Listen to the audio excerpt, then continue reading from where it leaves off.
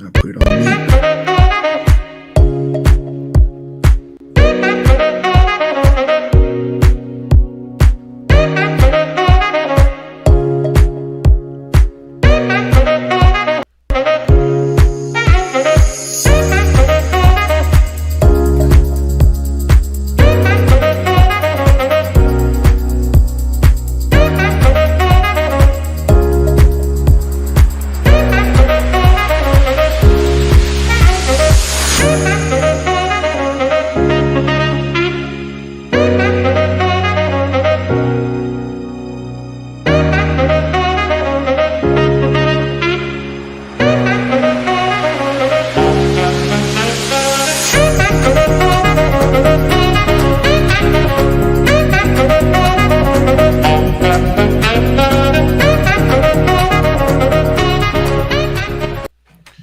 Okay, welcome to Black Men Speak. I'm your co-host J.R. Stewart. And this is your co-host Tommy Duncan. It is Wednesday night, 8 o'clock p.m. Central. It is time for Black Men Speak. That's Ready to right. go, That's Jim. right. Time for Black Men Speak, the most progressive and informative talk show on the internet dealing with black issues. So, Tom, let's get a little business out of the way. So, let's give a big thanks to Liquid for providing our theme music. And if you haven't already, please like, share, and subscribe. Not necessarily in that order, but make sure you get all three done. And if you haven't subscribed, hey, we're looking at you. We know who you are, so don't make us come after you. So make sure you get that done. So, Tom, go ahead and introduce our interesting guest tonight. I see he's wearing an Alpha shirt, so that means he's a good brother. Absolutely. That's right. So quality brother. So that's what the kind of people Had that to we have on the represent. show. Had to represent. I understand. A5. And we thank you for doing so. We'd like to introduce everybody to Michael Patton, who is our special guest speaker today. We have a very interesting subject tonight, folks. We were kind of talking about a few weeks ago, Jimmy, and talking about the black economy, as we're always talking about on this Right. show, is building our communities. And I was talking to a good friend of mine who is also a mutual friend of Michael's, and we were talking about this program called Tulsa Remote, and it intrigued me, and I wanted to learn a little bit more about it. So we kind of connected through a mutual acquaintance. And looking at this past year, 2021 had a lot of interesting things, and probably one of the biggest stories that a lot of folks saw was the 100th anniversary of what some call the Tulsa Race Riot, some others call the Tulsa Massacre. And so when I got a chance to talk to Brother Patton on the phone, he told me a little bit about his background. I was definitely intrigued. I was like, we have got to have him on our show to talk about the history, the culture, the legacy, and everything that he has been in the middle of, because he is a native of Tulsa, All Oklahoma. right. And so we are looking forward to this show tonight to talk about, can Black Wall Street be rebuilt? And so we're going to have Brother Michael Brown to introduce himself briefly, tell us a little bit about his background, and then we're going to go from there. So folks, get ready for a great show. Michael, the mic is yours. I appreciate that. First of all, Tommy, Jr., I appreciate the invitation. Truly blessed to be here and share this space with you all, as well as all the listeners out there. Again, my name is Michael Patton. I'm a native of Tulsa, born and raised. Family is from here. I'm one of what some people call a boomerang. I left and now I'm back. And I tell you, during the centennial specifically, and even prior to that, Tulsa has been always in my heart. There's always been a conversation in most places that I go. When people find out I'm from Tulsa, I didn't know black people were from Oklahoma, or they ask me about Black Wall Street. So it's such a range, and I tell you, I'm able to speak to both. That yes, indeed, black people were there. And then the next thing I usually say is, "What do you know about Black Wall Street?" Right. And I tell people to go look that up. And interesting, you pointed out the fact that some people call it a massacre and some people call it a riot. One fact is, it was called a riot, so the insurance companies did not have to Hey, pay that's correct. individuals who lost their homes, businesses, items, and everything. So it was strategic to call it that. Mm. And when we talk about the layers that really went into what happened, not just in 1921, but going forward. So 1921, we talk about the massacre. Some people call it the Wet Massacre. That was a point in time that was really dramatic in the sense that people talked to that, the deaths, the the jailing of individuals, the loss of property, the outright egregious attack on a community, the bombings. I mean, it looked like a war zone. When we talk about the things that we would never do in our country, we've done that to people that Yes, we look like have. you and I, right? And then, but what I want to put that in context in is the Red Summer, which was Yes. roughly 2018, 2019, 36 to 40 townships or towns that were majority black, where black people were living their lives and thriving and surviving and all these things that were going on at that time. A similar event occurred where people came in under the auspice of whatever frivolous thing you can say, but the result was killing of mass killings of black people, mass destruction of black wealth, Yes. mass destruction of black homes and businesses. So I always like to put that in the context because I think one thing we do is not just not black people, but in America, when it's something that we like, something that is not pro-American, we try to isolate that into a singular event. Look at that one event over there. That just happened. That's not American. No, let's talk about it in this whole context and the whole arch of things that have happened to people that look like us, right? And then the continuation, Black Wall Street was rebuilt. Yes. So, Only you to be know, destroyed a second time. right. And with that, you had, so my great grandfather had a business uh, in the 1920s, and my grandmother knew the address, so I'm able to go there, and it's where the satellite campus of Oklahoma State rests right now. I Okay. can put it in Google Maps and drive right there, and there's a tree and some grass right there. And but then my grandfather had a pharmacy. My grandfather and our family, we had a pharmacy, and they had the post office, and my mom and uncles used to talk about living upstairs, and they come downstairs and work and sell comics and all these other things. And it's right there where I-244 runs through the city, and that's what finally did in The Black death Wall knell. Street was the eminent domain, Hmm. and the fact that that was repeated in Black Bottom, Detroit, in Chicago, in many other cities. The recipe was known, and they knew that it was fine. It was the definitive nail to destroy these townships in these cities in these areas was eminent domain. You take away everything there, and there is the large probability of rebuilding in the near future goes away. And Well, and and that right there is not the sexy part, it's not the right. dramatic part, it's not the mass deaths, but it is something that also needs to be talked about in this conversation. And so, Brother Patterson, I mean, you brought up a good point. I want to make sure we highlight the importance of what you just said.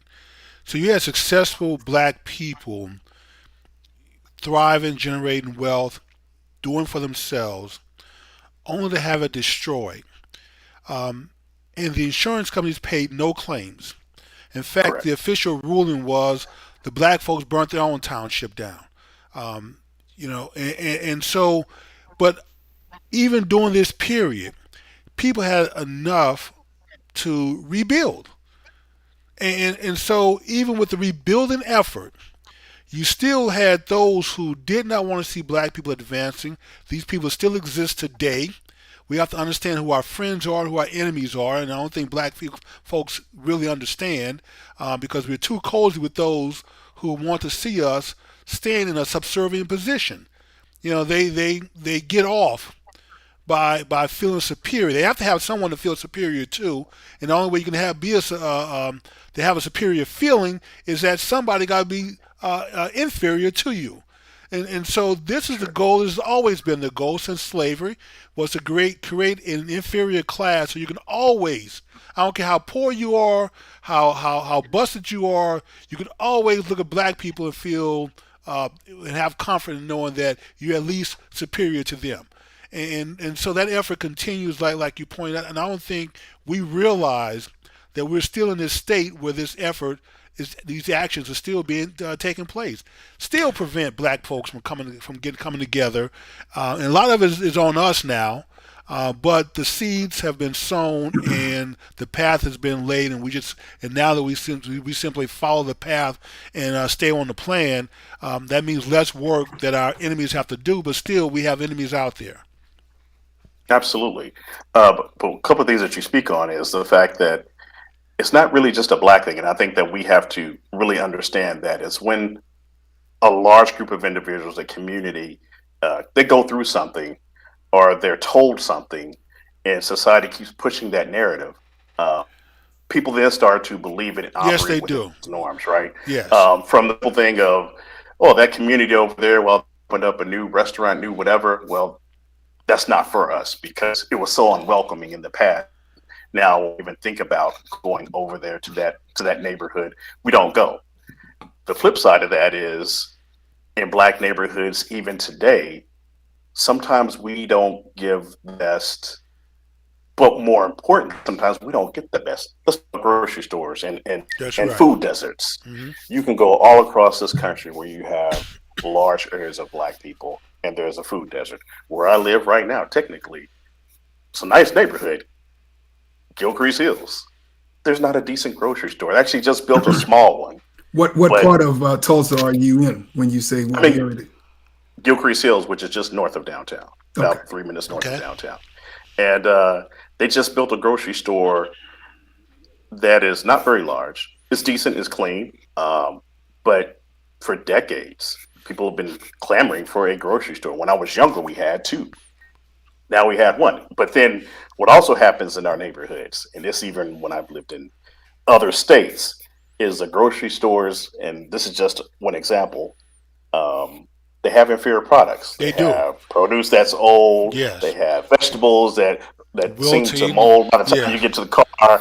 All these other things. Bread So when you hard. The milk start expires ex- tomorrow. All of that. exactly, Yes. so all So that plays into the psyche of if it's in the black neighborhood, it it's must be inferior. inferior. And so we have to realize that, yeah, we have the whole gambit of things in our neighborhood. We have businesses that are fantastic. We have businesses that aren't so fantastic. We have services that are provided that are great. We have services that aren't great, and all these things. But what we also have to understand is the importance, the mindset when we talk about rebuilding Black Wall Street, not just a block or several blocks, but the mindset of turning over that dollar in our neighborhood. It wasn't really tracked, but that the going estimate is that the dollar turned over 36 to 100 times in Black Wall Street and other communities like that. Yes. That is what overcame all these other ails, all these other attacks, is the fact that when we talk about our economic power, we magnified it in our community first before those dollars were sent out elsewhere. And so then we have to think about that and say, okay, if I'm going to rebuild Black Wall Street, and maybe it's a location, maybe it's a mindset, maybe it's just the overall black community. Those are things we have to think about. We have to be conscious and make decisions to make sure we spend our dollars to support our black businesses and support our black services, and not ask for the hookup. Not sit up there and say, well, if the black business Oh, you get hooked is up by the making business. if the black business is making some food or whatever, some product, that we should get it at a discount versus someplace else. No, it's we have to understand these are small businesses, more than not, that are eventually growing to larger businesses, and it's all right to unapologetically support them. Right. When I've moved to different cities, I always look for black owned business first. Is there a dry cleaner, an insurance company, whatever the case may be, whatever those things are, let me show my brothers and sisters love first. Because honestly, if we don't do it, we can't expect anybody else to. That's correct. let me Absolutely ask you correct. this. I mean, so you spent a majority of your life, I believe a majority of your life in Tulsa from the time that you were born and raised. You went to Detroit, correct? Was it? So I've lived in Indiana, I've lived in China, and in Detroit. Okay. Indiana, China, and Detroit. Where in So I've Indiana? Where in uh, Indiana? so I lived in Bloomington and worked in Bedford, which if you can find it on the map, good luck. It was the first job out of college in the automotive industry, and Bedford, Indiana was less than 1% minority. Gotcha.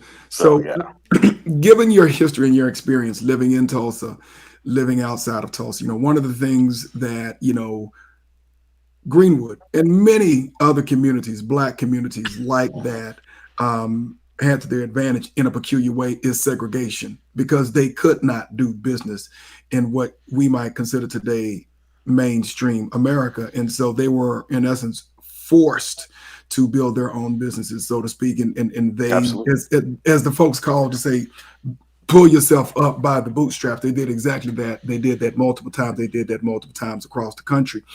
Now, a lot of what happened to several of our communities after desegregation is that our black economies withered away and fell apart. And so it is one thing to be in a community that is insulated by legal segregation and literally having it in your cultural mindset of building your own economy based upon what you have experienced and what you have seen.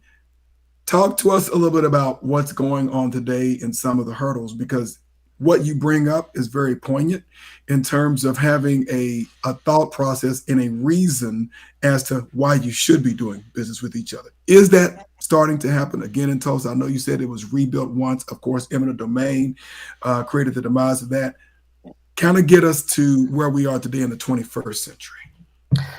So I can definitely speak on Tulsa. I lived quite a bit of time in Detroit. I can speak there, That would be great. and I will say that everywhere I've gone, visited people in Chicago, California, it's you always have a segment that is like that.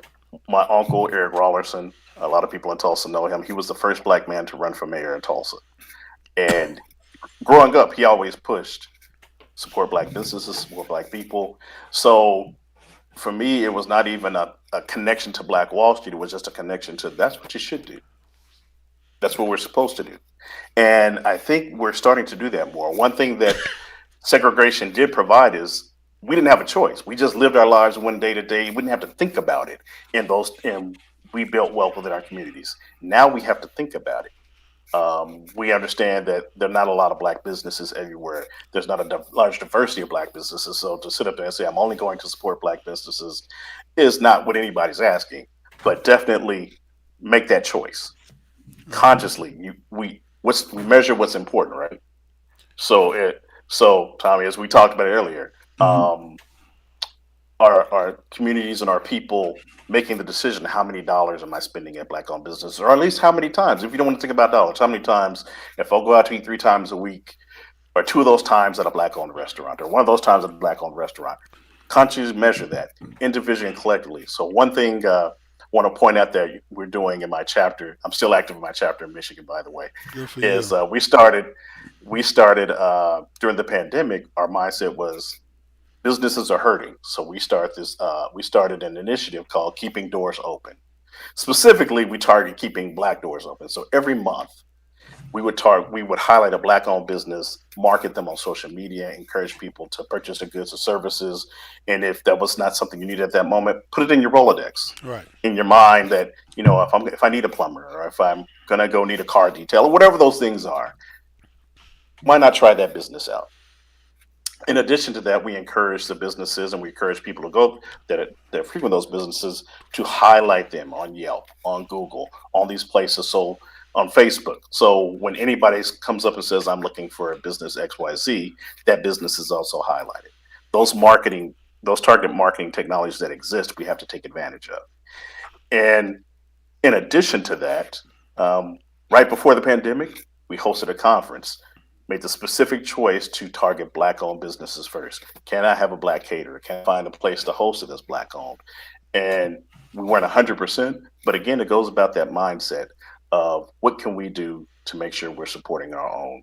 And to me, that is one of the most important things we can do, because at the end of the day, um, we have a lot on our plates. We have a lot That's on our true. minds. We have a lot to deal with, but this is important. So we have to add that.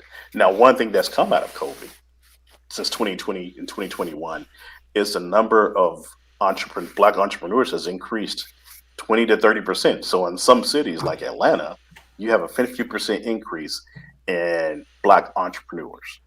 So as we start to take the time and take the moment to really think and get the courage and get the know-how and the knowledge to go out and start these businesses and share that with each other, we're going to grow exponentially.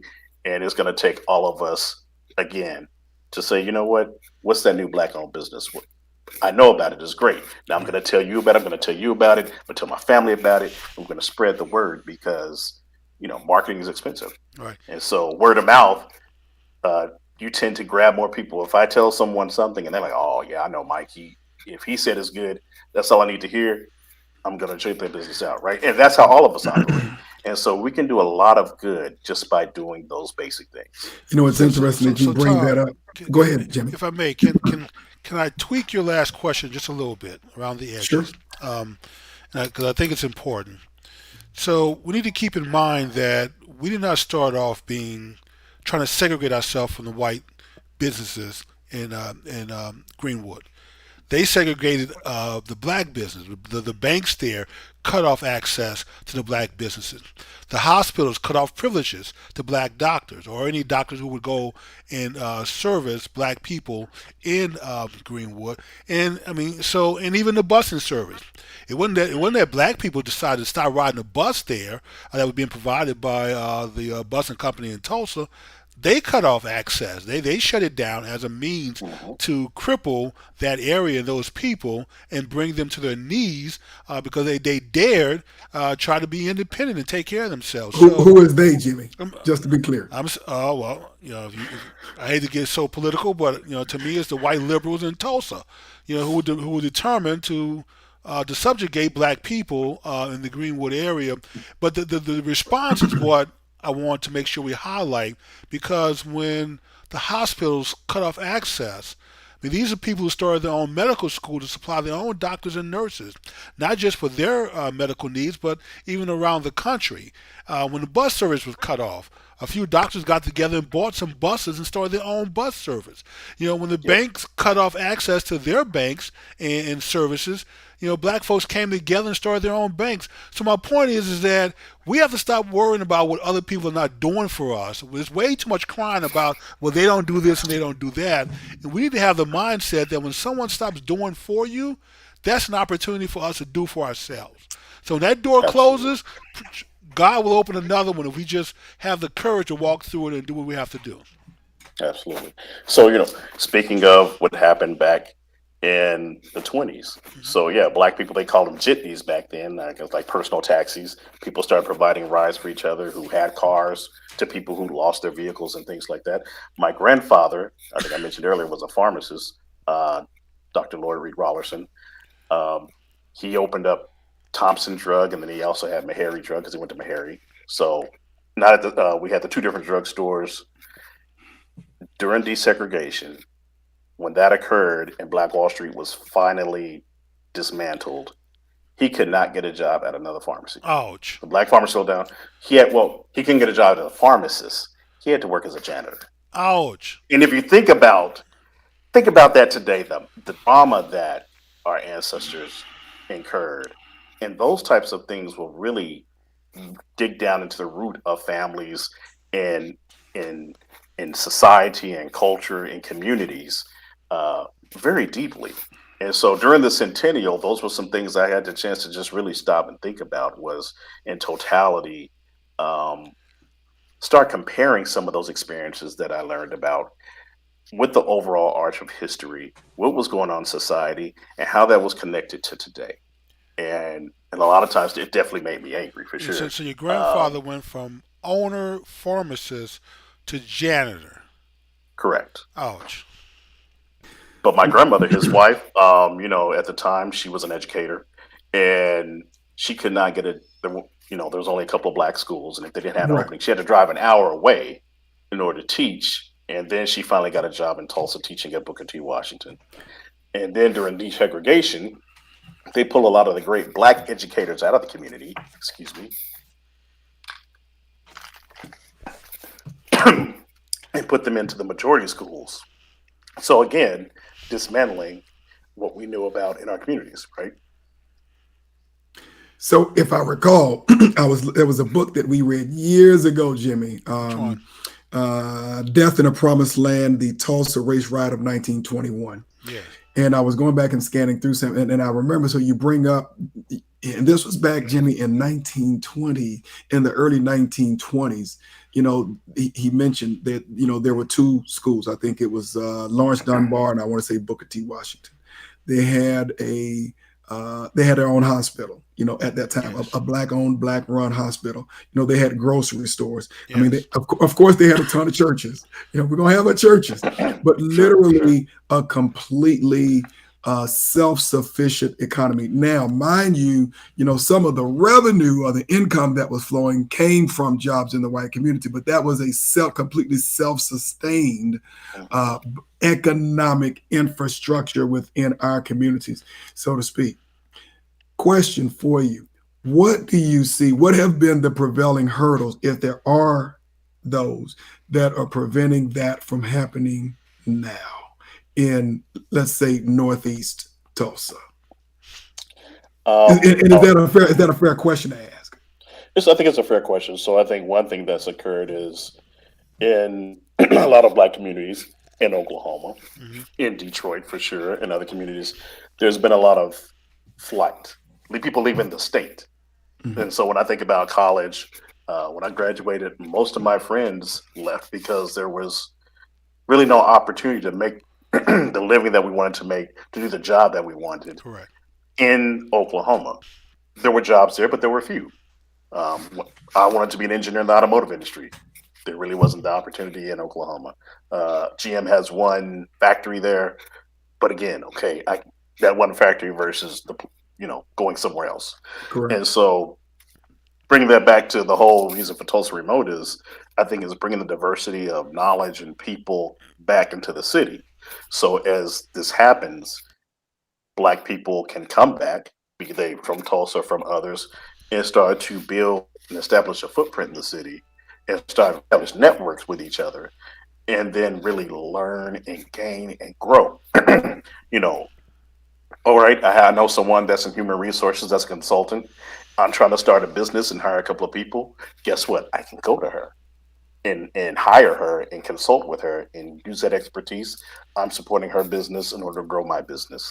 It's those types of things that we're able to do now under this entrepreneurship boom, under Tulsa Remote taking advantage of that. Not to say that's not what Tulsa Remote's about, but definitely there's an opportunity. And I would say in Tulsa, there's definitely people here fighting the good fight, focusing on rebuilding our communities, rebuilding the education. And I think that's another fundamental thing that we need to talk about is the educational drain, the lack of educational opportunities in our community. So We have kind of, if you could speak to that when you talk about the education drain, what does that mean? What does that look like? So in the past, yeah, we didn't may not have had a lot of money, but we had great schools, great Mhm. educators, at multiple schools in Tulsa, right, Brother, and in other we cities, had them across the country until they were destroyed purposely right, to make sure exactly. that we don't our children are not educated and we stay brain dead. But I'm sorry, go ahead. Get right, and schools being run like businesses where it's about the bottom line versus educating students, not having the proper resources in underserved communities. I like to look at Singapore as an example.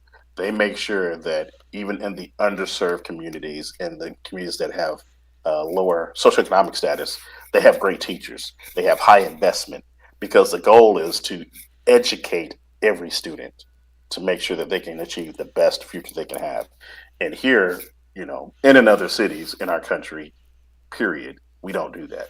And so coming back, when I look at some of the schools that I went to Academy Central, seeing that it's struggled, it's struggled to keep great teachers. Looking at some other schools in the Tulsa community that are struggling to provide a quality education, and it takes me back to a politician in Michigan, and I'm sorry I don't remember his name, but he said in the United States you're guaranteed the right to an education, but not a quality education. That's right. Yeah, especially when I get really animated over this when you go back and look at the history at some of those early black high schools. The bar was set so high. The graduates from these high schools were like the who's who of black history. And compare that going from two languages, calculus, geometry, trig, algebra, to math for dummies, math for stupid people, math for football players. And the bar set so low now, you have to outright be an idiot not to be able to pass high school these days. But that is where the education system has gone from excellent quality education to something so watered down that it's not even worth having. To be totally honest, you may as well stay at home and self-educate.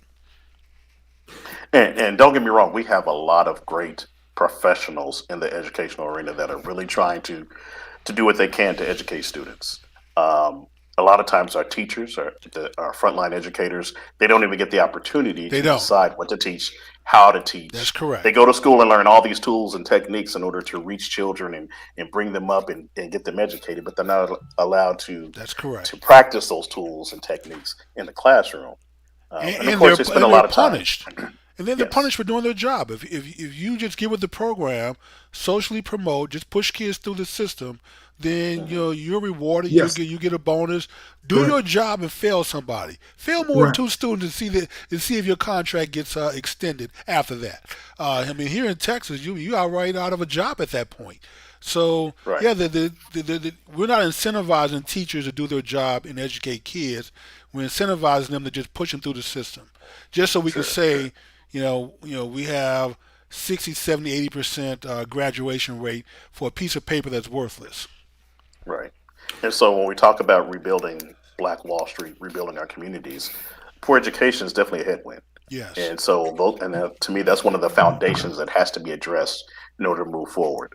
So, when we talk about the rise in entrepreneurs, that's great. Let's do that. When we talk about the rise in Black women are killing it, getting their education. I mean, they're doing it, and applaud them. Yes, they're going after it. And guys, we were doing it too, but we know we have to own that and embrace that. Receiving education, we have to embrace going to trade schools. I mean, there are Right. so many opportunities to provide a great living, start a business, That's learning a true. trade. But college isn't for everyone, and Right. that's fine. But there's opportunities that we don't take advantage of as a society. I'm not even saying just Black people, but as a society that we could definitely do in order to provide a life for ourselves. Because I would love to be able to call a great Black plumber, an Yes. electrician. HVAC Um, company. yeah, Yes. hey, I'm looking to put siding on a property. I'd love to be able to get a general contractor and trust that he's going to get that. Well, I'm going to be looking So for some as I'm getting ready to get into the house building business. In fact, we just got our first order for a house. So, Tom, we got a Yes. question on the chat line, and Oh, we want great. Brother Mike to respond to it.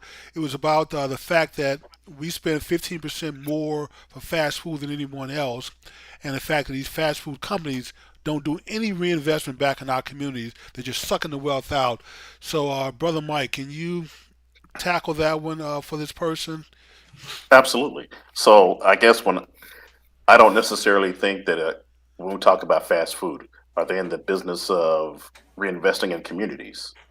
They're Most not, of them aren't. obviously. They're Most not. of them Yeah, aren't. So I'm that's not going to sit correct. there and ask a business to do something that fundamentally that's not part of their structure.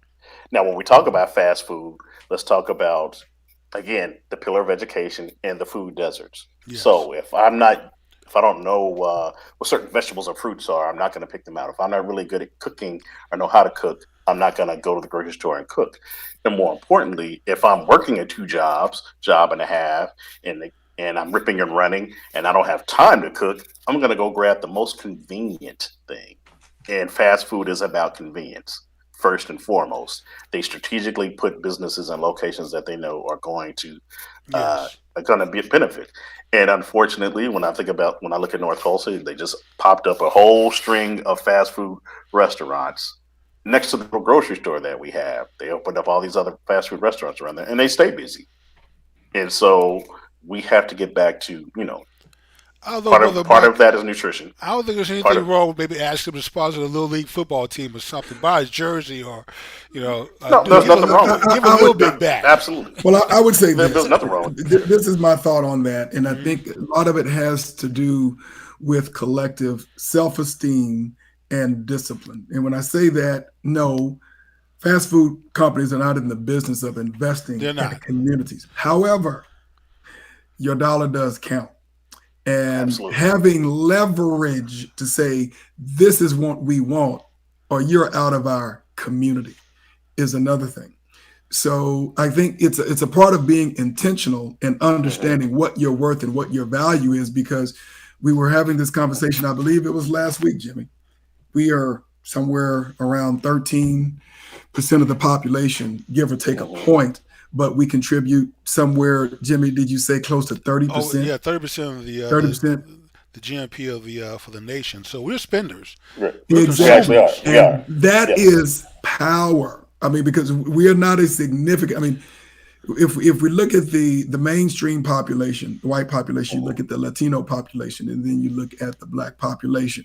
But for us to contribute 30% of the overall revenue in this country, while we are sitting at about 12 to 13% of the population, that is a great little deal of leverage if disciplined in the right direction can get you some results. Because let me be very clear, seems like every demographic has a business in most of our communities They do. except for us. Yes. Now, Absolutely. what would happen, Mike, Jimmy, if we'd have set up shop in Chinatown?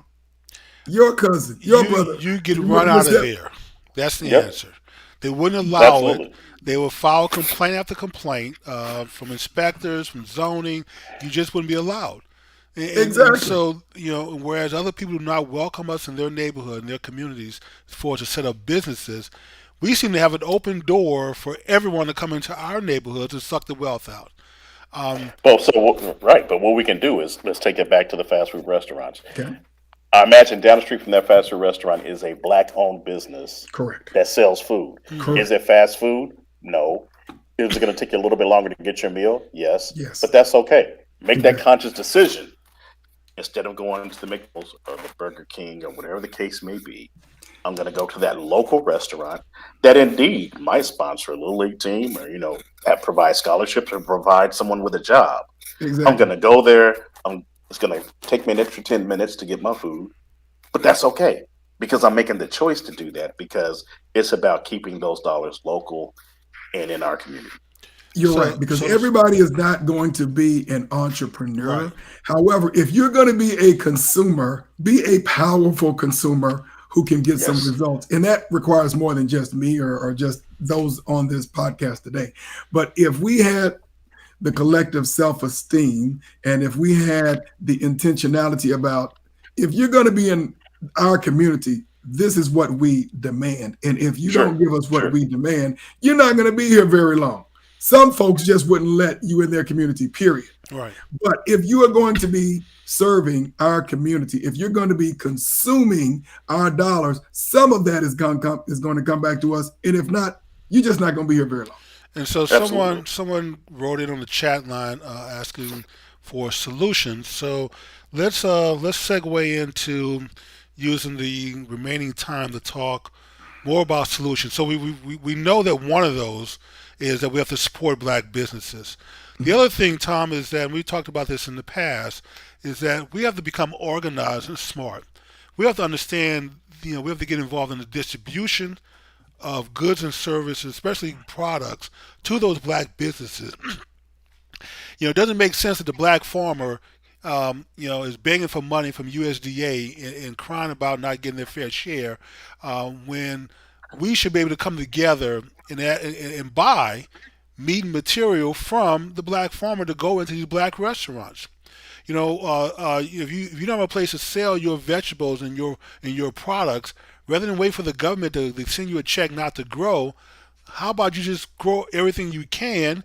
And once again, we find a way to distribute that to the black businesses and the black restaurants who can sell your product. You don't necessarily have to go to Cisco to buy all your products. We should be able to bypass other people and start, once again, finding a way to get from manufacturing, distribution, to the outlets, to the retail consumer. And we don't control that process. And so even if you have consumers go to black businesses, they're still buying their supplies from a white manufacturer and a white distributor. Absolutely. So, there's a whole market of business-to-business opportunities that we don't take advantage of, right? And so when we talk about solutions, I say, one, let's take it back to the very simple thing. Make the conscious decision individually and collectively to support black businesses. Again, it could be something as simple as once a week, 3 times a week, whatever that frequency is not for me to say, it's not, whatever fits in your household. It's just make the conscious decision to do that. It's to normalize black-owned businesses. So if you have a great black-owned business and they provide a good or service, Next time your company has an event, suggest that business. Hey, I know a black owned florist. It doesn't be black owned. Those are great floors. They do quality work. I think we should use them for your wedding, or we should use them for a corporate event. There's a way to move people in that direction. The second thing is when we talk, you just mentioned B2B. So when we talk about entrepreneurship, I think we tend to see very customer facing type of businesses. I think definitely we can share and invest in and investigate those other opportunities, specifically when it comes to B2B, because it's a huge market there. Right. Another thing is to look at the need right now as an example. There's a need for truck drivers. So if someone has an idea that, hey, I want to get into logistics, and I know a guy that's also interested, or a woman that's also interested in the logistics space. Well, if I can get a couple of guys that are truck drivers, and then you can start small, 2 or 3 people, that need is there. So look at the environment and understand what that need is. It's not something that you're going to wake up tomorrow and boom, we're going to fix it. But every incremental piece helps. And again, it goes back to the end result being, if I'm going to start a business, how can I start it? But more importantly, if a business exists, how can I support it? Now, someone mentioned Popeyes, KFC, and Church's Chicken. The fact that they don't buy chickens from the black farmers. As much chicken as black people buy in this country, I believe if we, with a collective voice, if we were to say next week, we're not going to buy any chicken from anybody, just to send a message. And somehow, if the black farmer doesn't start getting more orders for chicken, then this may extend into 2 weeks. It may extend into a month. We may have to start frying our own chicken at home to send a message. I believe if we just took a week off from buying chicken, just a week, which is doable now, we can survive a week without chicken. I think the message would be sent, and that problem would correct itself immediately. But as long as we Yep. don't complain, we don't make any demands, like Tommy was talking about earlier. If we don't speak up and start using our purchasing power, hmm I'd be hard pressed to find any numbers that show anyone else buying more chicken than us. So I'm not saying KFC would go out of business if we stop buying chicken, but they would be They seriously be impacted. no, they'd be considerably limping. Jimmy, think about this. Mike, think about this. If every person in America, kissed by nature's son, as my pastor would say, decided to boycott Popeyes, KFC, and what's another one, Jimmy? Churches, Popeyes, KFC, and churches. You would have 3 limping churches, yes, you 3 limping would. chicken places if everybody just for a week, much less a month. Think about this. We think about the Montgomery bus boycotts. That was over a year. Yes, It It's brought yep, the city yep, and their business to destruction, literally, but they absolutely. had discipline. And that's what we're talking about. We talk about solutions. One, obviously, we have to become politically more sophisticated. It's more than just, voting. You have to understand what you're voting for and holding those who are allocating the resources into your communities accountable for what providing the best service of your community from a law enforcement perspective, providing the best education that your kids can possibly have, fixing the doggone, not what I really want to say, potholes in your neighborhoods, but holding them accountable. Because what happens yes, is we get Yes. all of our tax money sucked out, but very little comes back to our communities, becoming more politically sophisticated and demanding, what you deserve, becoming economically disciplined and intelligent. Granted, 2 weeks, we decided to completely boycott KFC and Popeye's chicken. There'd be a problem. well, Tommy, There would not, be a So problem. when you talk about that, so it would be a definitely problem. when it comes to politics, we definitely have to be more organized and aware, especially on the local level. Are we at the city planning meetings? Are Right. we at the local events where decisions are made and providing our influence? Because right now the thing is, there's no consequence for not supporting black, right? Absolutely. Right. There's no consequence, and so there needs to be a consequence. Now, when we talk about those consequences, are yeah, we'll definitely go on social media and say, hey, for this day we're not going to buy gas, or for this day we're not going to go shopping. that doesn't mean anything. That No. doesn't hit anybody's book Because because you'll be back one, there the next day, doubling the money you, that you right, you, you would have spent. exactly. You're gonna buy it before or after, but also most companies don't even manage their books based off a day to day ebb and flow. Of it has to be weeks, months of a sustained and, as Right. you pointed out, discipline effect. So we have to make sure there are consequences for not supporting Black. Absolutely. There needs to be consequences for not investing in Black communities. But Brother And Mike, if you do it successfully and correctly, you wouldn't have to do it but one time to get everyone's attention. You think other businesses wouldn't pay attention if you decide to not support the chicken industry by fast food chicken industry? Yes, I mean they would pay attention because they don't want to be targeted. And I'm not saying just go out and give money to black organizations or blow it and waste in that way. But I'm talking about doing some serious outreach, and I'm not talking about a giveaway. But placing an order with farmers who grow chicken to give them a chance to earn a living and incentivize them to raise more chicken since we seem to have a shortage right now. Paying people not to work is not the answer. So let's find a way to incentivize black businesses, black owners, black companies to actually produce more and have a reason to produce. And absolutely. certainly, if someone's placing orders with them for goods and services, that's their incentive to actually go out and grow, hire people, and do more. And I would say, in addition to that, it goes back to networking. So when we get things that are happening now, there's a lot of construction going on in Tulsa.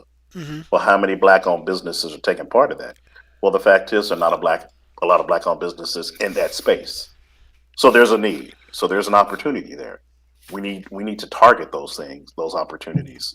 Um, I have a friend of mine that deals with city planning in another city, and we talk about all the time about the opportunities that exist for black-owned businesses because companies are definitely being pushed to to uh, to use minority-owned businesses, but they don't exist in those spaces. So how do we find those spaces where there's a need, and how do we then generate a business that fills that need? I think there's a lot of communication, a lot of opportunity, a lot of networking that we can do in order to start growing those businesses and those opportunities. Well, quite frankly, do what other communities do, and that's create one if you don't have one. Right. Absolutely. And on top of that, Tommy, I mean, I know that we tend to support our black politicians, but our black politicians need to grow a pair and support us also. Um, I mean, you look back during the 70s when you had some strong mayors who refused to build an airport or put this up or sign off on something until they had some assurances that blacks are going to be included. You see, you couldn't do that today. The jellyfish spineless black politician today wouldn't dare hold up anything to ensure that there was black participation. So you're talking about someone in the spirit of a Maynard Jackson, Jackson, yeah, A Harold Washington, someone of that yes, nature. that's correct. Even Andrew Young. I mean, just the Mhm. fact that someone has the strength and the audacity to say, "I'm not going to sign off on this. There won't be airport. There won't be a building. There won't be a new stadium unless." Like I said, that type of boldness today, that type of tenacity, wouldn't happen today. The black politicians is just not built that way anymore. They know their role and job when they go into office is to basically give in to the white power structure, make sure they get what they want to keep things rolling. Because if you don't play ball, then that white power structure will find a way to take you out. So thus far, I'm hearing number one, being politically more sophisticated, accountability. Number two, being economically disciplined. Yes. Obviously, being able to use, your money in your best interest. One thing that we talked about a little bit earlier is choosing folks who look like you first when it comes to doing business. Otherwise, yeah, you may have to drive a little bit further. Yeah, you may have to spend a little bit more. Yes, you do need to hold them accountable. But if you don't do that, their businesses are not going to scale. If those businesses don't scale, they're not going to be able to create jobs, which Right. means they may not be able to provide that job for your son, your daughter, your nephew, or your niece, so to speak, in the future. And so building your own economy, building your own network. And so kind of getting down to the last 10 minutes of this, if we look at the infrastructure of building Black networks, Black economies, Black Wall Streets, not just in Tulsa, but in Dallas, in Florida, obviously in Atlanta, in Hmm. Chicago, and all of these different places. What does that infrastructure look like? Earlier, we talked about having high quality education. If you're bringing in entrepreneurs, which you talked about a little bit earlier, you got to have something, especially for the younger minds to do. They're not, on the most part, going to want to come to a city that has nothing to offer them. That's right. What does that infrastructure look like? And I'm talking about for us, so to speak, so that you can build these pockets of economies and then you can connect the dots because we also have to think globally as well. It's not the same thing our grandparents or our parents grew up, or even us for that matter. I mean, so I think fundamentally, you want to go to a place that has the right fit for you. Some people want a large, fast-paced city, want someone more laid back. So that range has to be there. But I want to say, when I think about all the places I've been and all the places that I felt like, wow, this is home. This could be a space for me to grow. It felt welcoming. You didn't feel like at every corner there was a threat. At every corner there was a headwind. At every corner there's a why are you here? You didn't feel marginalized constantly. And that's actually one thing that's actually happening in Tulsa a little bit versus when I grew up is the the segregation, the desired segregation of you people stay over there. The Right. north side is for you. Is starting to diminish some. It's still there, but it's starting to diminish some. Uh, but more importantly, when I come in, when I came back to Tulsa, the north side was very welcoming to me. Whether it's the barbershop, we always that's the cornerstone for black men, or the Yes. church, or the restaurant. It felt welcoming. It felt safe. There was some positive energy going on, positive people. I think just doing those things, some of those, how you doing? Good to see you. Thank you for coming in, showing appreciation, a sense of community. I Where, think go ahead. I think those are some things that we all agree that we desire, right? What role do you see that the Black church plays today in that conversation, or our historically Black colleges and universities? I think they're always going to be at the center of those conversations. I think churches, HBCUs, which are definitely seeing a renaissance, growth. I'm actually going to one now. An interesting thing is a lot of my classmates are not African American. There's a lot of Africans and even some people from other parts of the country. And it's interesting that they see the value in those education in that education as well. But now it's just a school. It's a historically black college, but we're all looking at it. This is a university where you can get a quality education. And so, but also in that, it's instilling black pride. What should we Right. be asking of our church communities and our educational institutions that would be HBCUs that would help contribute towards Let, this? let, let me jump in I, on one of those, Tom, on the Okay, church part. sure. Pastors need to get up there and start saying you're going to hell if you don't do certain things. You don't make sure your kids get a good education, even if the homeschool, you're going to hell. If you don't find a way to, support black businesses and clean your neighborhoods up and do more, you're going to hell. Until you have the hell speech with some people, you may not get their attention. That's what the well, I He church mean, may, can he do. may be. I guess we can use some fear, but I definitely think along those veins, and what I've had the pleasure of experiencing is the organization. So I've seen a lot of churches really bring in different people. So for the students and the more accessible, bring in people to talk about going to college, to talk about giving scholarships. I've seen a lot of inroads there. Again, mainly in Detroit because that's where I've been, but I think that is also happening here. So I think if you get part of the community where you have a captive audience, you can then use that power to promote the community and the uplifting of that community. And if you're in the black community, like Transformation Church and some of the other larger churches, um, making sure they're doing good things in those communities in order to fight those headwinds that we see Right. a lot of people experience. Right?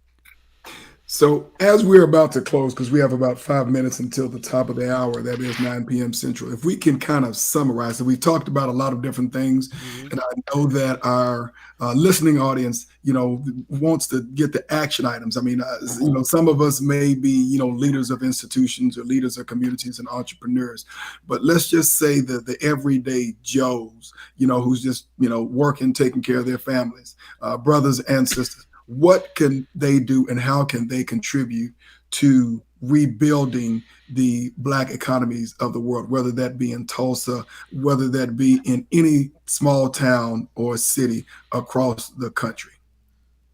I would say one, the money multiplier All right. is absolutely necessary.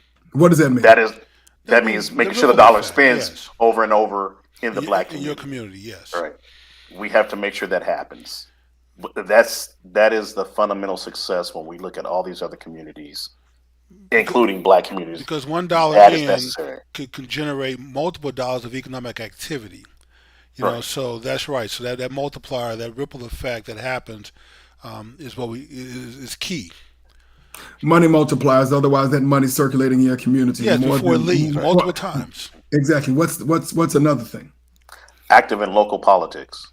I think we show up for presidential races, and then it's crickets and cobweb when it comes to local politics. I think Yes. if we want to see changes in our communities and a focus in our communities, we have to be there on the local level. Getting on boards, getting on Well, commissions. not in attending the meeting, like brother Mike just said. I mean, like for instance, the zoning board. In my city, the poor area is going to be stuck with another water treatment plant, which is going to foul the air up. Those things are not pleasant to live near. But you know what? If you had gone to the zoning and planning meeting 5 years ago, you'd have known that they were planning to do this. Now that you've bought the land, you're ready to break ground and build it. It's too late now to try to go out and protest and stop it. The momentum is working against you. So yes, we have to get involved locally, and we have to attend those meetings to know what's going on. Because by the time And we read the newspaper and figure out what's going on, it's too late at that point sometimes. someone put it in the notes, Jim, and if you can kind of look in the chat session and see if there are any questions coming up, that Um, politicians are bought and sold, and that is true. But if we start yes, talking about playing the politics game, that means that you do have to make contributions because they do not really pay attention to folks who do not. that is So correct. we We have so to be we willing have to to give. play we have to play chess, not checkers, Correct. when it comes to politics as well. Because with enough money, you can buy the votes you need. So So we got obviously money multipliers, being active in politics, which means sometimes writing a check. What other things would you recommend? well, I would say that the black middle class is going to have to come together and do this. Wealthy blacks are not going to do it. They're going to take their wealth and they're going to hoard it, take care of themselves. A lot of times they don't have it long enough anyway because they blow it. And we've seen a number of successful athletes go through that cycle. So the black middle class and the black underclass are going to have to come together to solve a lot of these problems. So no one else is going to do it for us. And if we don't come together and find a way to do it for ourselves, it is just not going to happen. Absolutely. Any closing thoughts, Brother Patton? I would just say we need to walk away knowing that it's okay to unapologetically support each other. Amen. That's correct. Perfect. And Jimmy, are there any other questions coming off of our chat line that we need Um, to address before we close out today? we cover the black politicians, fast food. Um, no, I think we're good. Absolutely. Well, if that is the case, Jimmy, what we'll do is we'll have everybody to say their closing remarks, and then we will shut it down. And for those, obviously, we will not be talking before then. So everybody, please have a very safe and Yes. productive transition into the new year. And we want to focus on being safe. Take care of yourself. Take care of those who are around you. Jimmy, closing thoughts. I'm good. I'm going to give it to Brother Mike to finish All this, right, Brother Patton. close us out. I would say, in addition to being safe, in 2022, let's put fear behind us and going after our dreams. Whether you want to be an entrepreneur, whether you want to go back and get your degree, whatever that is, Hmm. let's leave fear in 2021. Good point. Amen. Amen. And what we will do is we'll close this show out with a very brief prayer, since it is right at 9 o'clock Central. Dear Father and gracious Master, we come before you this evening, thanking you for bringing us together again as brothers, as men, as leaders, and as your children, Father. We ask that you would bless this platform in every way possible, that we might send a message to those who are listening tonight, those who are listening tomorrow, that we may provide a word or a way or a strategy that may make a difference in their lives and the lives of their families, Father. We ask you would keep us focused on the things that you would have us to do. We ask you would continue to bless our families, bless our communities, and bless this great nation. And Father, as the great leader of one of our most important institutions used to say, up, you mighty race, you can do what you will. Marcus Garvey. And Yes. in your precious name we pray. Amen. Amen. Amen. Man. All right.